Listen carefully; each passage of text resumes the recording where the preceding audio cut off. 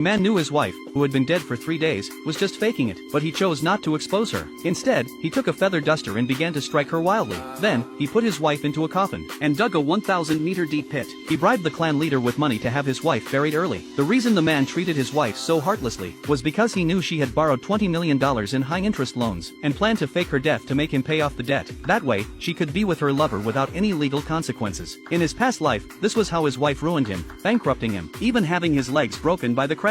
Even then, she wouldn't let him go. Hearing that their home was about to be demolished, she brought her lover and son to ask for the demolition compensation. It was only then that the man realized his wife had faked her death all those years ago. He also discovered that the son was not even his biological child. To pocket the demolition money for themselves, they ruthlessly knocked the man unconscious and buried him alive. Perhaps fate took pity on the man's suffering. For the next moment, he was reborn 5 years earlier. Looking at the time on his phone, he realized that today was the day his wife had faked her death. At the same time, his wife and her lover were feeling smug about their plan. The son had already prepared the will and death certificate in advance, and he also brought a bowl of soup laced with sleeping pills, ensuring the man would fall into a deep sleep after drinking it. To prevent his wife's fake death from being exposed, the lover personally fed her a spoonful of the soup. Then, he laid her down and covered her with a white cloth. Next, he told the son to call the man, crying as he informed him that his mother had suddenly passed away. When the man heard this, he remained calm, immediately calling the clan leader to bring people to his house. Planning to bury his wife, the man rushed home, pretending to be shocked. He watched his wife's outstanding performance, successfully fooling everyone present.